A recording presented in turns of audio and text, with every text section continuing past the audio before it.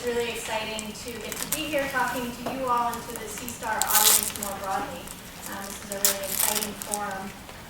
So I'll be talking with you today about speech and language intervention in PPA. When I was trying to sort of think about what I would talk about for my C-STAR lecture, for a while I was thinking, well, I don't know if I want to give some iteration of a talk that is basically treatment outcomes in PPA, because I give that talk a lot. And I thought, well, I could talk about some of our imaging work in PPA, which is that progressive aphasia is a unique window into brain behavior relations for language. But I came back around to wanting to talk about treatment outcomes in PPA, in part because I think this is an issue that is still, there are a lot of misconceptions, there is pervasive clinical pessimism still. And so I'll take the opportunity to show you some of our treatment outcomes research with some updated data. And so I hope that you find this enlightening. I do want to start by acknowledging the fact that this work takes a village. It takes two villages, actually. I have a small village in Austin as well as in San Francisco at UCSF. Oh, thank you. No wondering. And so we see patients in both places, but we see about half of our, or more of our patients via telerehabilitation. So we bring people to one of our research sites for scanning, EEG, etc., and then we actually send them home if they live remote from the research sites with a teletherapy kit and do most of what we need to do remotely. But I'm grateful for the excellent team of clinicians, graduate students, postdocs, and for my PI at UCSF, Gorno-Tempini, for their contributions to this work. And of course, I want to acknowledge our funding from the NIH and the Darrell Loyal Research Fund for Alzheimer's.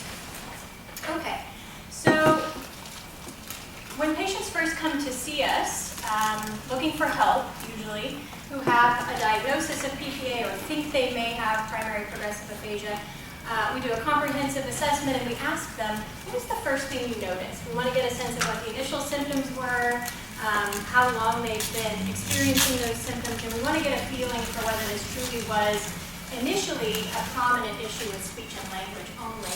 And we often hear something like this. So this participant says, she was walking down the street and she's thinking to herself as she's looking down, what is that? I walk on it all the time, but I don't know what that's called anymore. So a gradual onset of difficulty with retrieving words, or for some patients with articulating words and speaking in correct and complete sentences, it becomes more and more debilitating to the point where people end up going to see a neurologist or a neuropsychologist and ultimately getting a diagnosis of primary progressive aphasia. The underlying etiology is neurodegenerative disease. So this is a picture of slowly progressing impairment over time. Dr. Mesulin, when he first characterized this syndrome and gave it this clinical name, indicated that patients really should have a relatively isolated impairment in communication initially and through the first couple years of the disease. Unlike other types of dementia, people with frontotemporal dementia spectrum disorders often are affected under the age of 65. So we see people who are young, who are often still working, may have kids at home. And ultimately, the communication impairment progresses to the point where people are mute. There's a profound dissolution of both production and comprehension of language, and other features, cognitive, behavioral, and motor features emerge as well. And what we see when we look in the brain is relatively focal regional atrophy affecting specific subnetworks that support speech and language. And we now recognize that PPA is not a unitary phenomenon. There are three pretty widely recognized clinical variants of PPA that are characterized by unique constellations of speech and language features, and then when we look at the brain, selective atrophy affecting specific networks. And at autopsy, we see that there is a pretty good correspondence between behavioral phenotype and life and what we see pathologically at autopsy. So phenotype is predictive of the underlying disease. The three variants are as follows. So there's sorry, this is hard to see because it's a dark slide.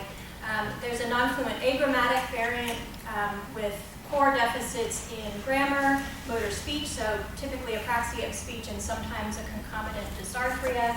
We see this in the context of left frontoinsular atrophy, and at autopsy, these patients tend to have tauopathy, so CBD or PSP pathology. The semantic variant, we see a gradual degradation of conceptual knowledge. This manifests as profound naming difficulty, impaired word comprehension, loss of object knowledge and person knowledge more broadly. We see this in left greater than right anterior temporal lobe atrophy, or with left greater than right anterior temporal atrophy. And at autopsy, these patients tend to have FTLD-TDP pathology. And then lastly, the more recently clinically recognized variant is the logopenic variant. So logopenia just means a paucity of output. These patients have degradation of phonological processing. So they also have difficulty with retrieving words, but due to issues with phonological access and assembly, not so much with issues with conceptual knowledge. They have phonological working memory deficits, so issues with repetition. And this is in the context of left greater than right temporal parietal atrophy. And at autopsy, these patients tend to have Alzheimer's pathology. So logopenic PPA is actually an atypical language prominent manifestation of Alzheimer's disease in most cases. So what I'm showing you here is data from a path-confirmed cohort from UCSF. What you can see is that in this cohort, 100% of logopenic patients who went to autopsy had Alzheimer's pathology. 86% of semantic variant cases had TDP pathology, and 85% of non-fluent patients had FTLD tau at autopsy. And the reason I bring this up is because I interact with clinicians a lot who want to know, why should we bother with subtyping? Why do these clinical syndromes matter? And in PPA, they matter because they're predictive of pathology. So I contend that speech-language pathologists who are experts at thinking about early and sometimes very subtle changes in speech and language, so distinctions like, are these errors in speech production due to a phonological issue versus a motor speech issue? Is this naming deficit caused by a phonological issue versus a semantic issue? These kinds of distinctions are actually really important in terms of differentially diagnosing PPA and ultimately predicting pathology. So down the road, when we hopefully have pharmacological interventions that can help with the actual disease that's underlying these processes, we'll be able to participate as part of the clinical team that helps to determine, in conjunction with other biomarkers, what trial a patient should be referred to for what disease-modifying intervention.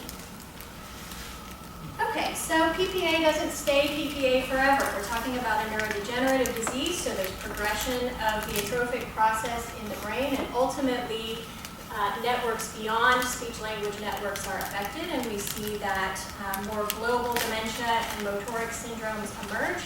We see the emergence of behavioral changes, motor signs like extrapyramidal features, etc. And in logopenic patients in particular, they start to look more and more like sort of typical Alzheimer's patients.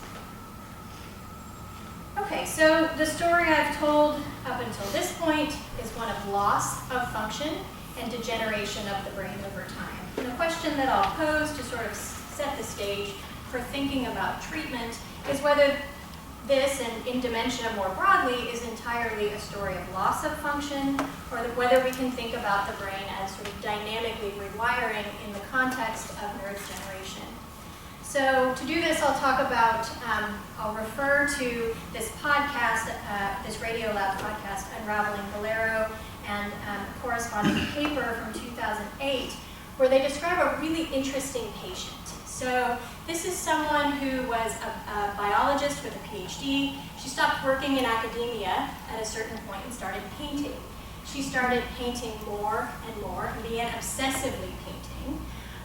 And ultimately, she started painting really unusual things. So what you see in this panel, I don't know if you can see my cursor, is a painting where she actually attempted to visually represent every single bar of Maurice Ravel's piece, Bolero. which, if you've heard it, is a very sort of regimented, repetitive piece of music that ultimately builds to a big crescendo, which you can see represented here in the orange-pink colors. But when the researchers who ultimately saw this patient at UCSF looked closely at this piece of art, they saw that with painstaking detail, she represented acoustic and auditory features of this piece of music in her visual art, which is pretty amazing. The eerie thing is that 7 years later, she started to lose her ability to communicate and developed primary progressive aphasia. That's when she went to UCSF, got the diagnosis of nonfluent agrammatic PPA, and they did some brain imaging. They did structural and functional imaging, and what they found is enhancement, both structurally and functionally, in these posterior regions that are thought to be important for transmodal creativity, for perceptual imagery, translation and integration of sensory stimuli, relative to healthy controls. And so the story that emerges is one where, and by the way, this is a region that is inhibited by or dampened by the healthy frontal lobes in a healthy individual. And so the story that emerges is perhaps as the frontal lobes were degenerating early in the disease course, these more posterior regions were released in terms of their functionality, leading to this interest in and new aptitude for visual art. And then only when the degeneration of the frontal lobes reached a certain point did the language impairment emerge.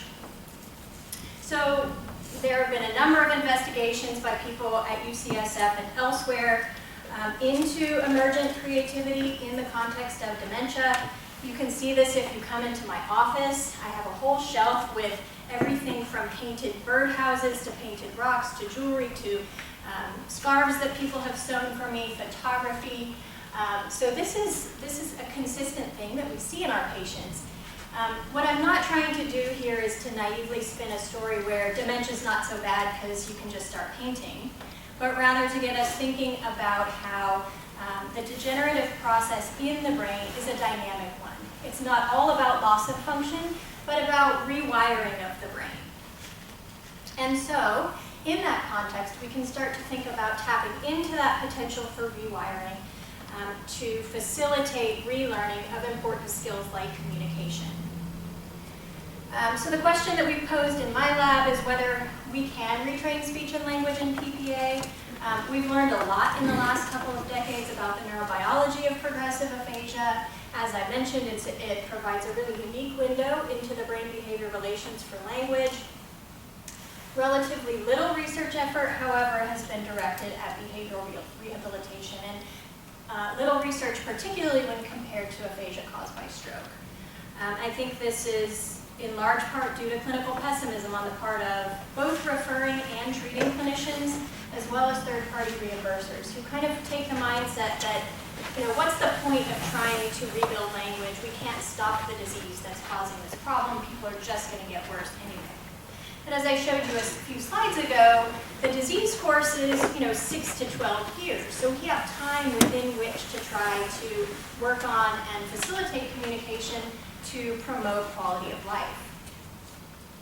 Okay, so the question is whether it's worthwhile to try to train a degenerating brain. There are a number of PPA treatment research studies currently in the literature. Most of those are single participant experimental designs, small group studies, all with resoundingly positive findings. Most of those studies don't look at generalization of gains beyond trained targets and tasks, or maintenance of gains beyond the immediate post-treatment period. Okay, so in aphasia treatment research in general, there's a lot of back and forth about what the goal of intervention should be. Whether we should be trying to rebuild lost skills or to compensate for them and focus on functional communication. And I believe that we should be doing all of the above. And in the context of PPA, the goal really should be functional communication. So maximizing communication at each stage of the illness, knowing that the clinical picture is going to change over time, considering the individual and their own functional needs, and perhaps most importantly, but most difficult, thinking about not only the current status of our patients, but where they will likely be in 6 months or a year from now. Okay, so we have a number of tools at our disposal in terms of aphasia treatment and proven interventions, from restitutive treatments designed to rebuild lost skills, to more compensatory approaches, environmental supports, and communication partner training. And when I first started thinking about treatment in PPA, I thought, well, I think what makes most sense is to have a staged treatment approach, where we're focused on restitutive interventions in the mildest patients, and then we gradually shift more toward compensatory approaches, partner training, etc., with disease progression, basically shifting the burden of communication away from the person with aphasia with increased severity of impairment. I now realize that the ideal approach actually is not staged, but one that incorporates or interweaves each of these elements of treatment throughout the disease course. Okay, so most of the work that we do in the lab actually is investigating restitutive interventions, and we've developed or are investigating the utility of 2 major treatment approaches designed to address the core speech and language features in each of the variants of PPA. So naming treatment for patients who have significant anomia, so semantic and logopenic patients, and a script training intervention designed to promote speech production and fluency in non-fluent agrammatic patients. So I'll start with describing our naming treatment. Anomia is a pervasive feature in PPA, is a core feature of 2 of the clinical variants, as I've said. The treatment approach that we use is based on the lexical retrieval cascade that was developed at the University of Arizona, and really draws from intervention approaches that are sort of tried and true in aphasiology. Things like semantic feature analysis, phonological and orthographic cueing techniques, etc. But our focus really is not just on retraining specific picture word pairs or a specific set of targeted vocabulary. That's certainly a part of what we do. But what we really want to do is train people up on a strategy that they can use beyond the trained targets, in hopes that they will ultimately be able to self-cue to produce words that they're struggling to retrieve. So the intervention that we use has typically 2 sessions per week over a period of 4 to 8 weeks total. So this kind of mirrors what people would be getting in the community from speech-language pathologists. We think daily home practice is critical, and so we have digital modules for daily home practice. And importantly, we use individually tailored treatment sets. So we actually ask people to take pictures of their own items, which they then give to us, and then we establish which of those items they're consistently unable to name. Okay, so the first iteration of this training hierarchy looked something like this, where we're basically asking people, what can you do if you can't come up with the name of something? You can try to tell me about it. So using semantic feature analysis, give me a good conceptual description of the thing that you're trying to name. If you still can't name it, can you come up with part word information, first letter, first sound, etc. And then we have some tasks designed for basically repeated practice of word form production, etc. And then the home module, which involves repeated copying and recall of the target, we're able to track practice so that ultimately we can use that to evaluate the role that home practice may play in treatment response and maintenance. So these are outcomes data from our initial study of 18 patients with logopenic and semantic PPA, 9 of each. This is percent of correctly named targets from pre-treatment, where you see everything is pretty much baselined to close to 0. That's how we designed the study. And then at post-treatment, a significant response to intervention that's maintained at 3 months, 6 months, and 12 months post-treatment for trained items, which you see in green. In red, you see the performance on matched untrained targets, so we also collect pictures of personal items that we don't train and we simply probe over time. We saw significant improvement at post-treatment up through 6 months post-treatment for untrained items as well, suggesting that patients are learning and using a strategy that's helping them to name things we haven't trained them on. We did see a significant difference between trained and untrained items at all time points, so there is a specificity of treatment effect. We didn't see a difference across clinical variants in terms of how they responded to this treatment. And we did manipulate dosage, so we looked at the effect of having 1 session per week versus 2, and that did not actually affect outcomes in the short or long term. So we're now using kind of an updated version of this training hierarchy where we've built in some more challenging naming tasks, some connected speech tasks, asking people to name different picture exemplars, and we're harassing them via phone, calling them every week and engaging them in conversation to try to get them to use their targeted vocabulary as sort of a generalization activity. Okay, so this is some updated data. We now have 25 patients with logopenic PPA who have undergone this treatment, and what you see plotted here is now change in percent items named correctly relative to baseline. This is trained items in green, untrained items in red. You see that the pattern holds in this larger group of patients in terms of acquisition and maintenance of these targets over time. And I just want to point out that when I embarked upon this and was sort of first pitching a study at UCSF, I said, and what we really hope to see is maintenance, because in PPA, stability equals progress, and maintenance is the same thing as a gain. The substrate being one of underlying neurodegeneration. What we're actually seeing is that people get better and they stay better. And they actually get better on items that we haven't trained them on. So, of course, in aphasiology, we're always moving toward group studies to investigate our treatments, to try to build a more robust evidence base for a given intervention in a given population. I don't think we'll ever stop being interested in individual patients' response to treatment, though. And so currently in the lab, we're trying to think about the best way to capture individual response to treatment and whether the change from pre to post-treatment and subsequent time points is a significant change. We're currently using a simulation approach to evaluating significance of treatment effects based on characteristics of the observed data. And so what you see here on the right is proportion of participants at each time point who were significantly better relative to pre-treatment for trained items in green, so at post-treatment 3 months, 6 months, and 12 months, and then the proportion of participants who showed a significant change on untrained items at the same time points.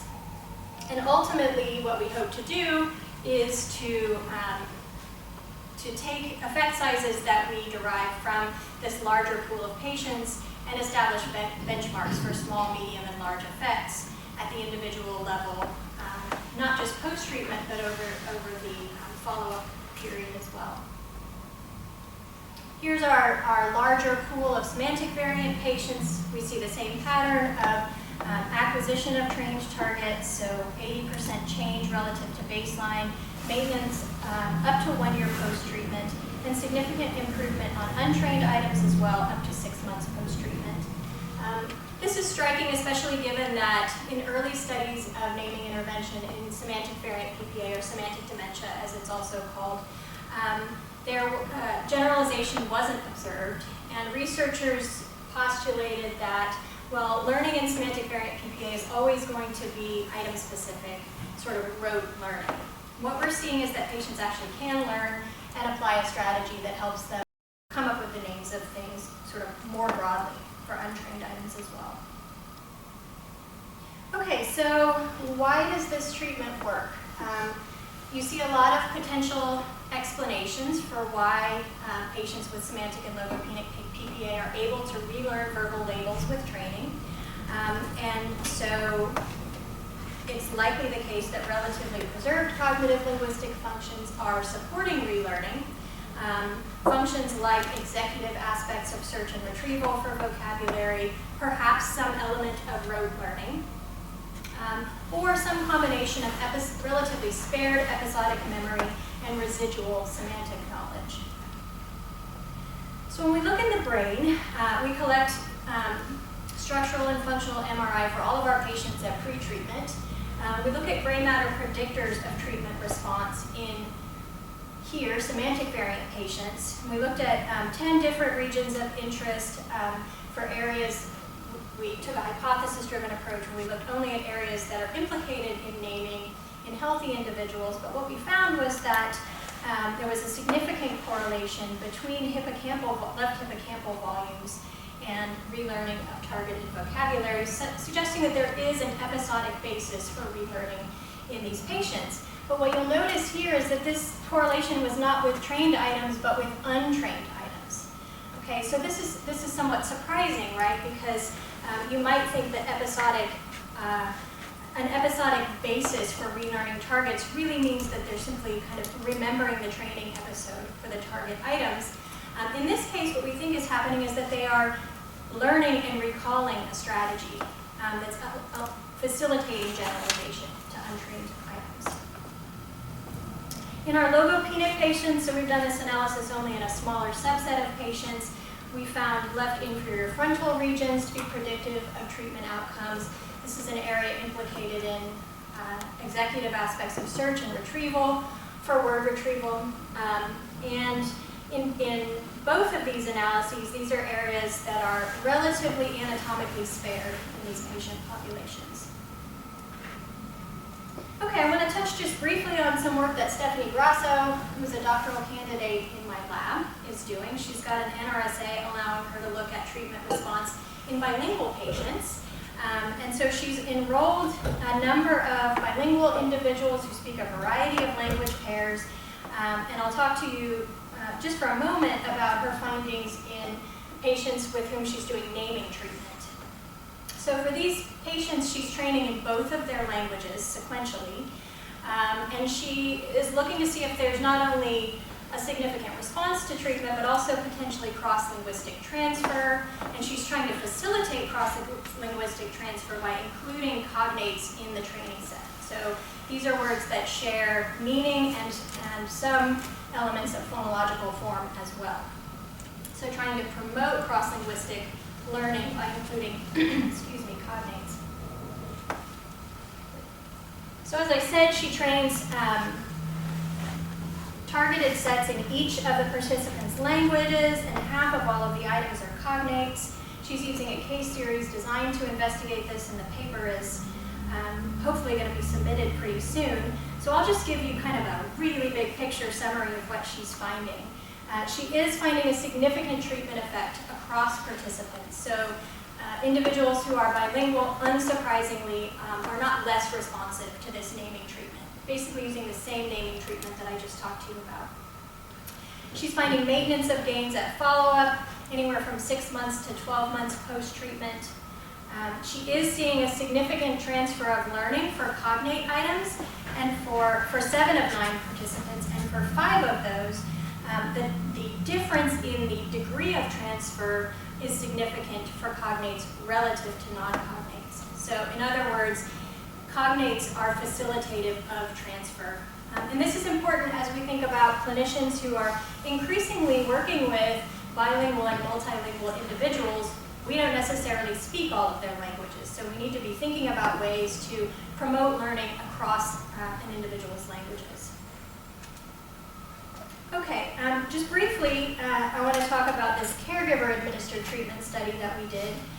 So we're thinking about ways to extend the treatment regimen, to build up dosage, because in PPA, service delivery is limited, and ongoing treatment is really important, perhaps even more so than in individuals with aphasia caused by stroke.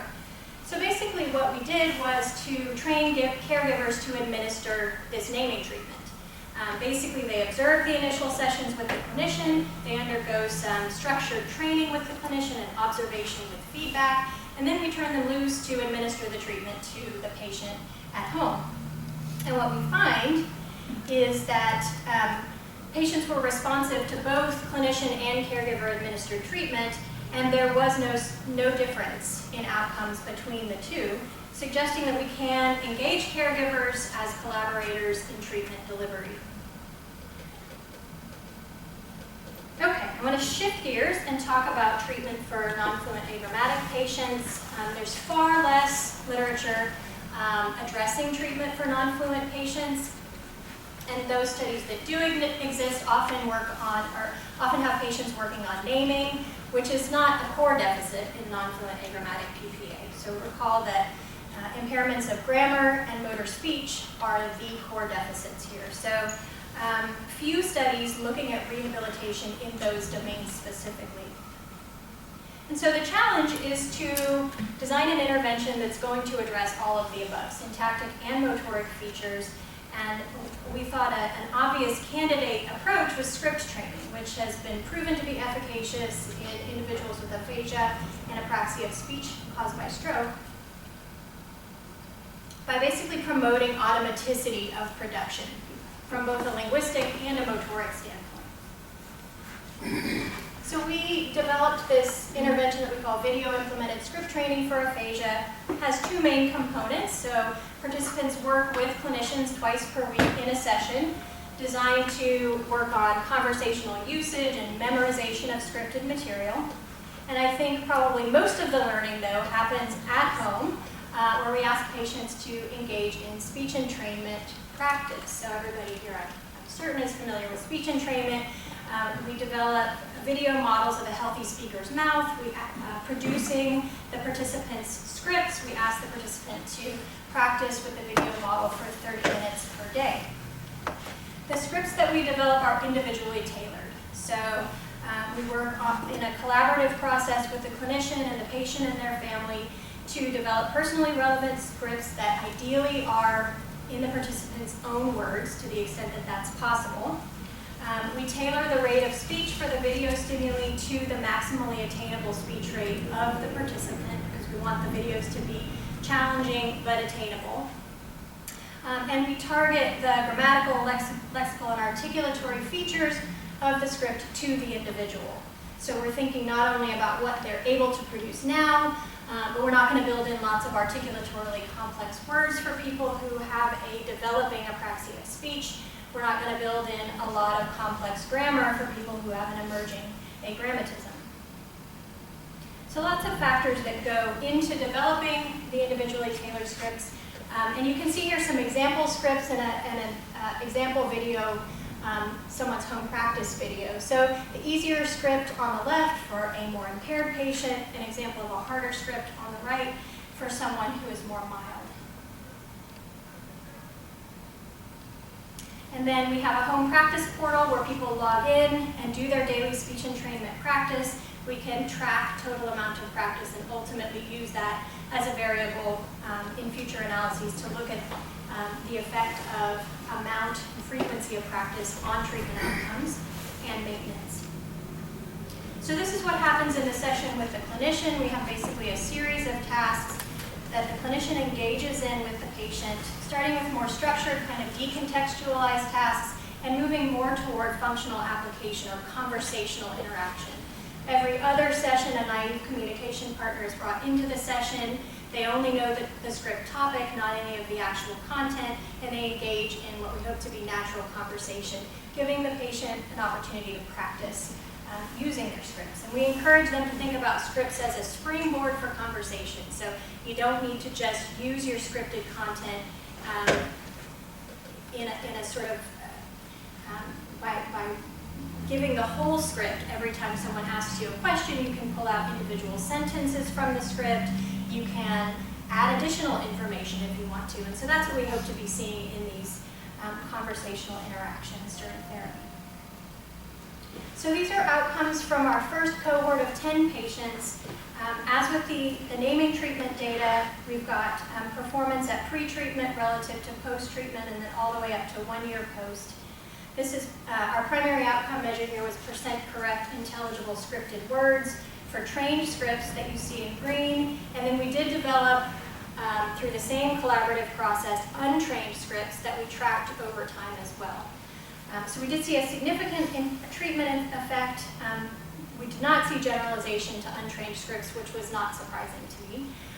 We saw improved grammaticality at post-treatment, And we saw a small but significant improvement in intelligibility for both trained and untrained topics at post-treatment. So this is our larger cohort. We've shifted here to presenting change in percent correct intelligible scripted words relative to baseline over time. And you see that the pattern is the same basically as in the smaller cohort. And then I'm showing you again on the right the proportion of participants who were significantly responsive. So we can think about this as responders versus non-responders. For trained topics at each time point in green, for untrained topics at each time point in red. So some participants are actually showing significant improvement on this outcome measure for untrained topics. We're trying to investigate why that may be. We do have our mouth models use exaggerated articulatory gestures, and what we see is that patients actually tend to over-articulate both for trained and untrained topics when we do our probes, so perhaps some improvement in intelligibility in untrained topics. We see that a subset of patients are actually getting more grammatical, and in the first study that we did, I think about 40% of our group actually got better on standardized grammar tests. So maybe there's some implicit learning of grammar as well, simply by speaking in unison with a video model of a healthy speaker. I'm sure people here probably have some insights about what may be going on there. Additional outcomes that we're investigating in addition to the primary outcome measure. Of course, when we work on a discourse level intervention, there are so many potential outcomes that we could consider. We do see that our patients improve in their mean length of utterance and morphemes. They have a reduction in disruptions to fluency, increased words per minute or speech rate, and an increase in overall grammatical complexity. So why does this treatment work? Well, certainly Dr. Fredrickson and colleagues have shed a good deal of light on the anatomical mechanisms that may be at play. So in lesion studies showing that individuals who are responsive to the facilitated effect of speech entrainment tend to have damage to left frontal regions.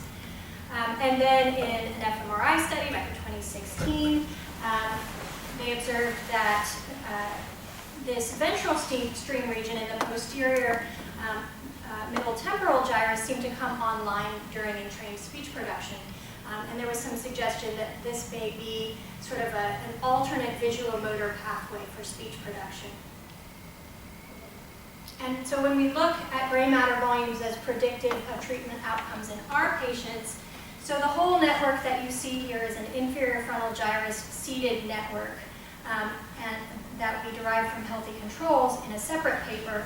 We then looked at the integrity of that network volumetrically, and so what you see in blue is an area of significant atrophy within that network for our patients. So this confirms that, as with stroke patients, the critical site of damage in these patients who are responsive to this type of treatment is in fact in the inferior frontal lobe. And then we found that the only region of interest where volumes were predictive of treatment response was this posterior, middle, and inferior temporal region. So again, suggesting that relative anatomical and functional sparing of the ventral stream may be important for facilitating improved speech production in the context of degeneration of the dorsal articulatory phonological route. Of course, this is a region that's implicated in so many things, including syntax, both comprehension and production, also lexical retrieval. Okay, so when I first presented some of this data at a clinical aphasiology conference a number of years ago, someone in the audience who was particularly interested in grammar said, well, so some of your patients are getting better on the Northwestern Anagram test just by doing this entrained speech practice. So could you target grammar by building in complex sentences into your scripts? And I said, well, why would we want to do that? So basically, we want our scripts to be as functional as possible. Why are we going to train people on passives and subject relatives? Well, ultimately, we did just that. In a very mild patient who didn't have any concomitant motor speech impairment, but some emergent agrammatism, really speaking in simple canonical structures, not producing any of these target structures in initial language samples. We undertook sort of our typical VISTA protocol with him But during script development, we built in 2 target syntactic structures into each script. So a passive voice structure and a subject-relative clause in each script. And then at post-treatment, what we found is that on these subtests of the Northwestern Assessment of Verbs and Sentences, so a production test and a comprehension test, there was a significant improvement. And then when we looked at targeted syntactic production probes of these 2 target structures, again, we saw a significant improvement in the ability to generate these structures, suggesting that there may be some implicit grammatical learning taking place in some of our patients as part of this treatment. So this is just an additional example. In this patient, his pre-treatment walk picnic description, we see no examples of passives and subject-relative structures. And then lo and behold, at post-treatment, he's actually spontaneously using those structures, which really came as a sort of a pleasant surprise to me. And you see that here. So this is frequency of production of those 2 target structures per teen at pre-treatment and at post-treatment. Okay, so I want to shift gears away from restitutive treatment in the last few minutes that I have, but I want to reflect for a moment on why, broadly, I think these interventions work in our patients. I think for the naming treatment, the fact that we're training patients on a strategy that they can apply beyond trained targets and tasks is very important. The individually tailored treatment stimuli that we use are very important, so working on pictures of patients' own items, working on scripts that they've helped us to develop that are on topics that they want to talk about, but also tailoring the difficulty level. So we baseline our naming treatment individually for each participant. We only select items they can't name on 2 of 3 occasions, and for our script training intervention, we tailor the stimuli for linguistic and articulatory characteristics, really hopefully fine-tuning it for a specific patient so that, again, it's challenging but attainable. I think the daily home practice component is very important, and in the interest of full disclosure, we do not remove practice materials from our patients when they graduate from treatment. We say, you have progressive aphasia, of course you can keep this stuff and keep practicing. So I should probably have an asterisk by anything that I call maintenance, right? Because we don't engage them in structured treatment anymore. We do track their practice. When we've looked at correlations between ongoing practice after the formal treatment period and maintenance effects over time, we don't see a significant correlation there. I think there's a pretty big confound though, and that is what I see happening is that the most impaired patients, the people who are getting worse faster, practice the most. They have this sort of panic and they really engage in almost obsessive practice and don't necessarily seem to be benefiting from it. So that verdict still remains to be seen. Okay, so in the last few moments I want to talk about shifting gears and thinking about a dynamic intervention approach as patients progress along the severity continuum. They are losing their ability to produce spoken language across the board, regardless of clinical variant. They're withdrawing from participation in communication situations and activities. Their conversations are becoming unbalanced. They become isolated, and this is really affecting their quality of life. So here we can start thinking about placing a relatively greater emphasis on compensatory approaches and communication partner training. As Melanie Friedoken put it, she's a colleague who's done a lot of nice work in AAC and PPA. The treatment challenge is to put the lexicon visually in front of the patient so that they can re-engage in daily activities. And so we have a variety of AAC interventions that we can think about, from the very low tech, so communication books, to the very high tech. Of course, as with any patient with aphasia, we have to think about what else is going on. So how tech savvy is the patient? Are there concomitant motor and cognitive issues that may make it really challenging, for example, to interact with a high-tech AAC device? And then I want to make a plug here when we're thinking about environmental support and communication partner training. For Anna Volkmer's study, her trial, which I think they've probably wrapped up data collection, and I look forward to seeing the outcomes. This is an online training module for dyads that's basically involves observation of conversational interactions with feedback from the clinician about barriers and facilitators that they're seeing in conversation in really concrete and tailored ways to improve conversational exchange for the person with PPA, but really with a focus on the role of the communication partner. Okay, so to wrap up, I'd like to give a case example from our lab where we're interweaving these different elements of treatment from compensatory to, from restitutive to more compensatory, and also communication partner strategies. So this is a patient who, when he came to us, was really on the verge of no longer being able to speak. So speaking only in very effortful single words. He really wanted to talk. I mean, this is the thing about just handing somebody an AAC toolkit. Our patients want to work on speech. And so we thought, why not? We'll see if he's responsive to speech entrainment practice, if we can train him up on very simple scripts. But in conjunction with that, we developed a communication book with single pictures and written words corresponding to each word of a script. So 1 page per script, 1 picture and word, excuse me, per sentence of the script. And at pre-treatment, when we administered this probe, basically, tell me about yourself, all he was able to say was, self. At post-treatment, he's not only using pointing to pictures in the book, but also producing a lot more spoken content as well. And when we took a closer look at this, what you see down here on the bottom is the proportion of major content units produced at different time points, pre and post-treatment, with and without the book as a facilitator. So at pre-treatment, when he didn't have a communication book yet, and we were just probing about these topics, these are the proportion of major content units that he could produce for both trained and untrained topics. At post-treatment, we see, and this is without the book, just spoken production, we see an increase in the amount of verbal information that he's able to give. So he was not, by the way, able to attain full sentences and full scripts the way our mild patients do, but he definitely was able to give more than just single words, which is an improvement over his pre-treatment status. And I should say, this is in the context of a significant decline in language and cognition from pre- and post-treatment. So overall, the picture is one of significant decline, and yet he's communicating better, at least in this context. At post-treatment, when we allowed him to have his book in front of him and measure spoken responses, having the pictures and written words did facilitate spoken production, served as a prompt for him to produce his scripted sentences.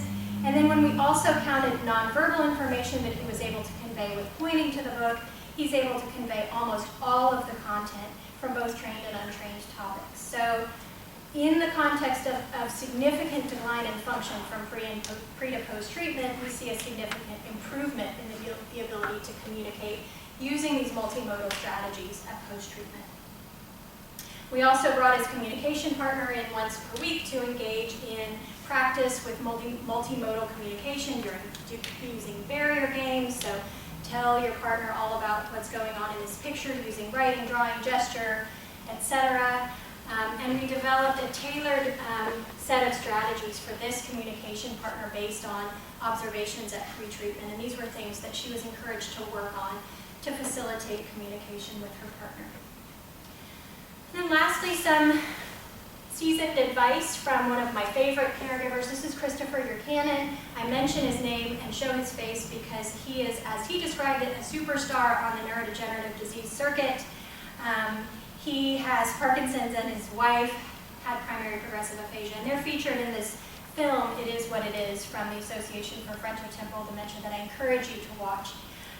But I said, Christopher, how do you help not just other caregivers, but speech-language pathologists to communicate better with people with PPA? And he said, well, it's easy, just don't use so many words.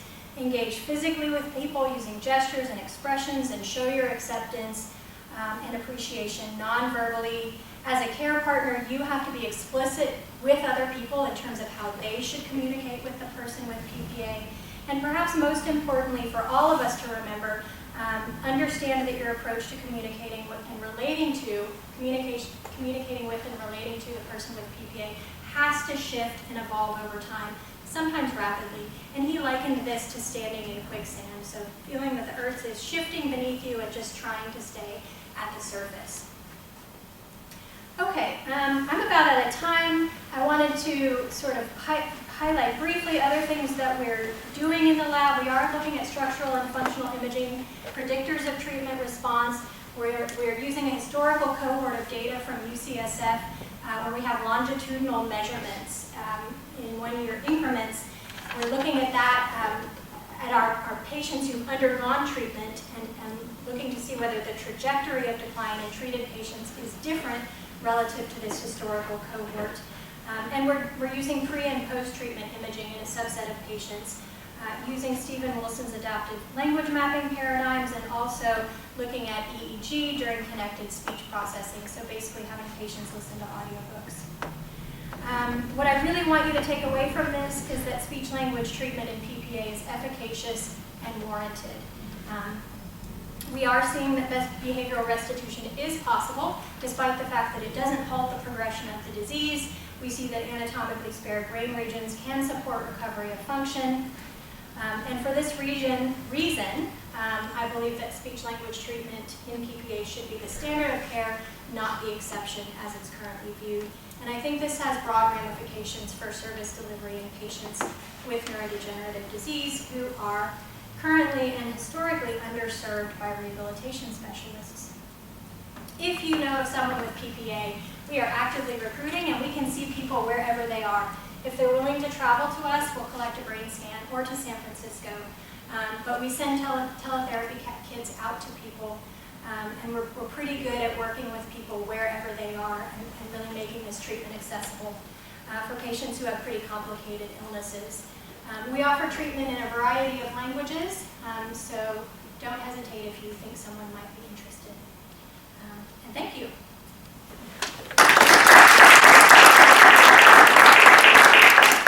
Thank you very much. So we'll do questions from our room first, and if you don't mind repeating the question if you get it. And then the online audience can write their questions in the chat box, and I'll read them out to you. Sounds good. Yes? Hey. First of all, thank you for a wonderful talk. Oh, thanks. So I was thinking through your talk about the treatment response at an individual level. Mm-hmm. So you look at across your studies and across PPA variants, I'm wondering how many of the participants or what the proportion of participants is that improve versus do not improve after treatment, and if you looked at the factors that may dissociate between those at the individual level. Right, responders and non-responders. Well, ultimately, as we're building up our data set, that's the very thing we're interested in, heterogeneity being the rule.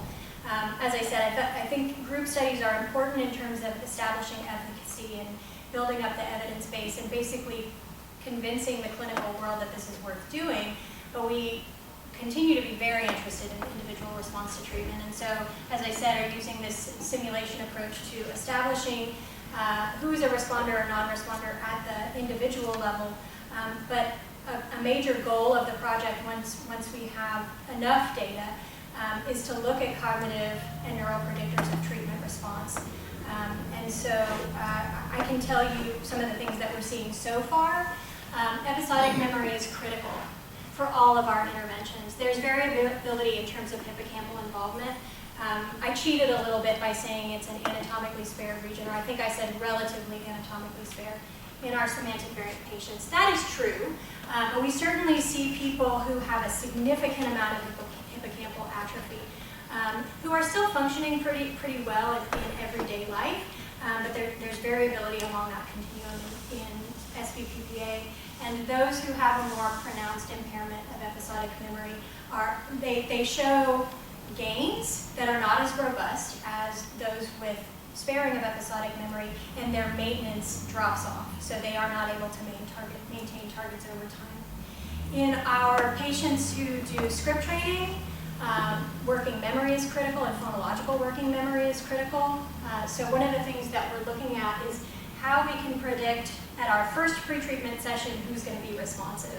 And so we're looking, as are others who study speech entrainment and script training, at using a single session and measuring the facilitative effect of speech entrainment over several trials in one session as a predictor. And some patients, when we watch them attempt to engage in trained speech in that first session, have a really hard time doing it the very first time. They have a hard time speaking in unison, sometimes because of motor speech impairment, but often because they're not actually speaking in unison in the beginning. They're shadowing the healthy speaker just slightly because they're not familiar with the content. And if they can't hold on to the content in sort of a phonological buffer, they have a very hard time with that task. And we see that patients who have reduced phonological working memory span have a really hard time with that intervention approach specifically. So it's a non-answer to your question. These are some things that we're observing as we go, but it's definitely one of the major aims of our project to understand this better so that we can help clinicians to be better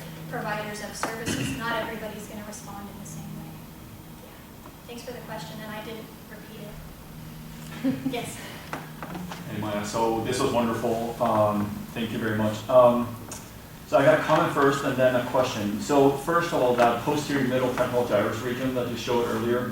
So since your paper came out, there's another paper from us, Leo Bonillo is the first author, showing pretty clearly that for folks who have this damage to Broca's area or partial percularis who benefit from speech entrainment, if they also have damage to that region, Right. they can entrain. That's right.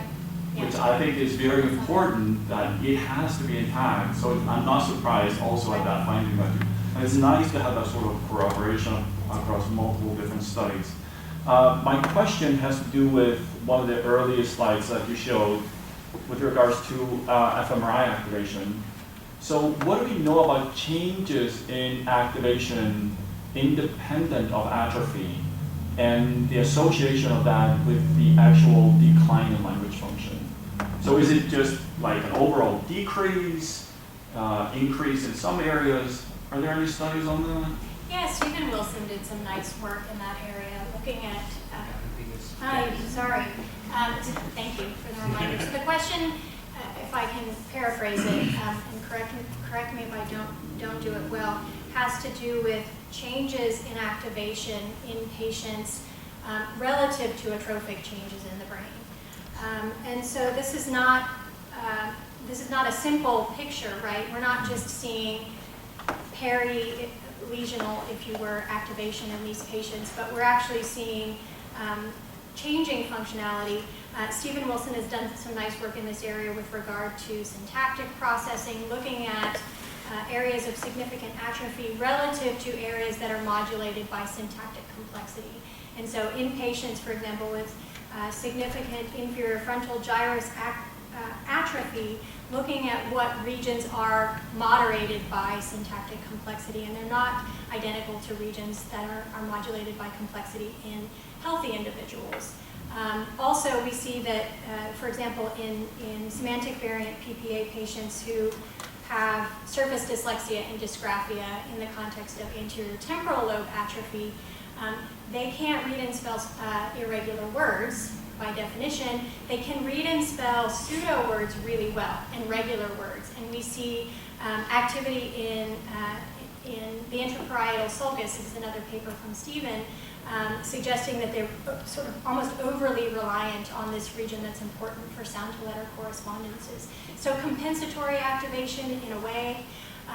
This is one of the challenges for us because as we're looking at brain volumes as predictors of treatment response, and because we have a relatively small sample, we want to be very hypothesis-driven. So of course there are a number of ways you could go about this by looking at regions that have been functionally active during certain language tasks. So if we care about language, naming, we can look at the naming literature. And then investigate volumes within networks that we think are critical for a certain behavior. That seems like a logical approach. However, there are regions outside of typical language networks that are probably being recruited or becoming important either in an adaptive or potentially a maladaptive way. But because the changes in the brain are gradual and ongoing, we're looking at a shifting substrate for these changes. But certainly we do see rewiring of specific networks in PPA. Other questions? Hey, thank you for your wonderful talk. If I'm not wrong, you mentioned that you use the 10 region of interest to investigate the brain. May I know how you choose those region of interest and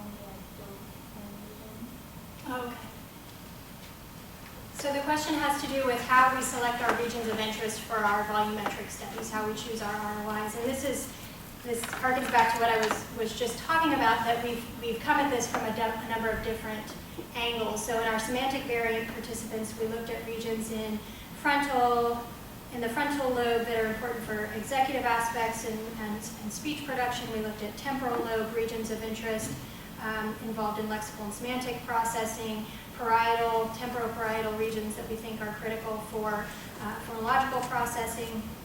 We're not using, and then hippocampal regions of interest. We're using atlases, but selecting the regions of interest in a hypothesis-driven way based on typically functional neuroimaging research in both patients and healthy controls, where we get convergence about what we think are the important regions.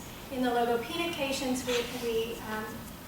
we also considered some pre-post-treatment fMRI studies where they showed an increase in activation in dorsolateral prefrontal cortex as a result of intervention. So we included that region of interest as well. But we try to only include ROIs that we have hypotheses about. We, of course, look in the whole brain as well. Yeah. That's a great question. Other questions? Yeah. So related to both of those questions, I know in the future directions you plan to look at the structural and functional connectivity. Can you speak to a little bit about what you're hypothesizing to see there and how those two might either dissociate or pair? Yeah, so we have done some of that work already. I'm really sorry. It's so automatic to just start talking. Surely I'm not the only one who struggles with this. You're the only one. I'm just going to go home. No, the question was about the approach that we are using and have used to look at structural and functional connectivity in addition to gray matter analyses. And so we're looking at white matter tracts of interest using tractography. We're looking at functional connectivity between pairs of regions of interest that we think to be nodes in these networks that are selectively affected in the specific disorders we're looking at. And the hypothesis is that relatively spare networks are going to be supporting recovery of function. So in semantic variant patients, they have a relative sparing of phonological processing and the dorsal articulatory phonological network. So we expect that both structural and functional connectivity within those dorsal stream regions are going to be predictive of treatment response.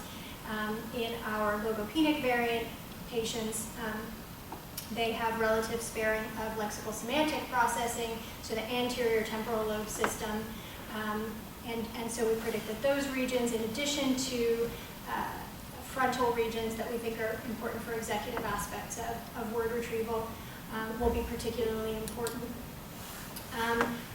As I said, we've done some of this work already and are looking at probably underpowered correlations with our patients. I've shown you treatment data for a larger cohort. We have imaging data for a smaller subset. And we have the challenge of collecting data across 2 sites, so we have to harmonize data. And so anyway, I don't have to tell you about how that's complicated. But we're seeing some interesting things that I didn't predict. And so Eddie Europa, who's my postdoc at UCSF, has been looking at connectivity predictors within our non-fluent patients. He submitted this to CAC functional connectivity. He found that increased connectivity between left and right supplementary motor area was predictive of treatment response. And so, of course, you dig into the literature and try to understand what you're seeing. And there actually is a literature on people who have increased connectivity between their left and right supplementary motor area with basically improved speech after acquired brain injury. So this is not something that we're the first to see. In a preliminary study, I did see that increased functional connectivity between our frontal ROI and our posterior MTG ROI was significantly predictive of treatment response in our non-fluent patients. So residual volumes in that IFG region and functional connectivity, but also structural connectivity. So we did some tractography in those patients as well.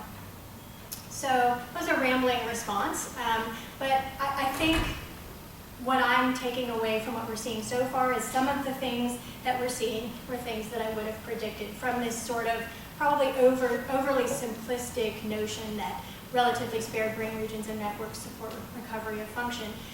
Loss of functionality in neurodegenerative disease is not all or none. So there's a gradual sort of degeneration and going offline. So of course, residual functionality in what we think are disease foci that are ultimately going to be kind of hotspots for atrophy, those regions continue to play a role. Yeah? So there's a good chance that some people with PPA and or their caregivers are going to watch the video that we're taping right now. So I'm sure they'll want to know, do you know of any clinical trials that are either in the works or ongoing for PPA? And also, you mentioned that you're interested in enrolling more people with PPA in your studies. Do you have any funds available to help people for traveling to Austin? Yeah, so the question, C, is are there clinical trials for people with primary progressive aphasia? We are currently enrolling. Do we have support for people who want to participate and are interested in coming to see us? So you mean pharmacological trials? Anything, pharmacological, Okay. behavioral. So in terms of drug trials, there have been trials looking at pharmacological interventions, none with particularly impressive outcomes. They're enrolling patients at the major FTD research sites, UCSF, and other sites across the country. And so we refer people who are interested to those trials. They can't be enrolled with us at the same time that they're enrolled in a drug trial, but if they're going to go off the drug during the time of the study. So we work with people to try to make sure that they can enroll in whatever studies they're able to, because you're absolutely right, people are very eager to find something that they can do to help them with this debilitating disorder. For our study, for behavioral studies, there's ours. Northwestern has a nice telerehabilitation study as well called Communication Bridge that's led by Emily Rogowski. I know that Murray Grossman is enrolling patients in a behavioral treatment study at Penn as well. There are a growing number of support groups that some of which meet virtually. We have some, they have some at UCSF. I think those are an important component, certainly in addition to working directly on speech and language. People can't always find a support group locally that makes that they're able to attend, or that's not a dementia support group more broadly. So we're happy to try to direct people to any of those resources, and we certainly do refer people to other treatment trials. We love to see people in our study, and we can see them wherever they are, and we certainly pay for their travel if they want to come see us and get a brain scan and EEG. Getting an MRI is not a requirement for participation. In those cases, we'll simply send people a teletherapy kit, and they can do treatment with us at no cost. But if they're interested in and able to come, we'll give them a hotel room and a plane ticket and a little stipend. And we love getting to meet people face to face. So I think that is an important piece, even in the context of this reliance on telerehabilitation. Dirk, did you have a question? I did. Yeah, okay. We don't have any online questions, so then that means I can just get to. I'll just get to ask for another half hour. on the script where you the script training where you added the relative pauses and the clefts or what have you, you saw some generalization to spontaneous speech grammar measurements. I was wondering, can you speak to how specific that was to that specific script training? So do you also see effects like that when you don't add the weird sentences? Yeah. And also related to that, what do you think the mechanism is there? Because it's much easier to think about naming generalization to other words, but much harder to think about generalization from doing object relatives to morphosyntactic. Right. Right, so the question has to do with the patient that I presented who showed, when we targeted specific syntactic structures, showed improvement on those syntactic structures in spontaneous speech as well as on measures of grammar, so grammar tests. And so the second part of the question was whether we see that in other patients. And the answer is that we see a lot of variability in terms of whether people, we give the NAT, the Northwestern Anagram Test, to everybody. A number of patients show improvement on the NAT, which really surprised me, but that's what got us thinking about maybe targeting grammar explicitly. I mean, we selected script training because we know that it can be beneficial to people who are agrammatic. You also asked about the mechanism. So, Cindy Thompson has looked at implicit training of grammar versus explicit training of grammar. I think some kind of variable findings in terms of the utility of implicit approaches. I do think that, and there are other treatments that are designed to basically, the hypothesis I think is that impaired grammatical production is not about a breakdown in grammar, but about inability to access those structures. So I'm thinking about some of the priming treatments. And so, potentially there's implicit learning or improved access to grammar. I think that we have yet to learn more about that. And I actually am resistant to plugging in complex grammar into scripts. It's sort of counter to what we're typically trying to accomplish with our script training. If we want scripts to be usable in 6 months or a year when patients are significantly more impaired relative to where they are now. And what we see is that even patients who don't practice can still produce, and they have very little spoken language at 6 months or 12 months. I didn't include any video today, but they're able to produce their scripted content much, much better than just spontaneous speech, even if they haven't practiced in the interim. So, where I'm going with this is that there's some automation from both a motoric standpoint through overlearning. So we know that people can count and say the days of the week and the months of the year, even when they can't produce other propositional speech because this is overlearned, right? And so script training certainly conveys some automaticity to what would otherwise be, propositional language. And so I think that's the case from a motoric standpoint, but also from a linguistic standpoint, and that repeated practice of normal grammar may carry over then to propositional speech. I think that's it for today. Okay. Thank you very Thank you, much. everybody. Great talk. Thank you.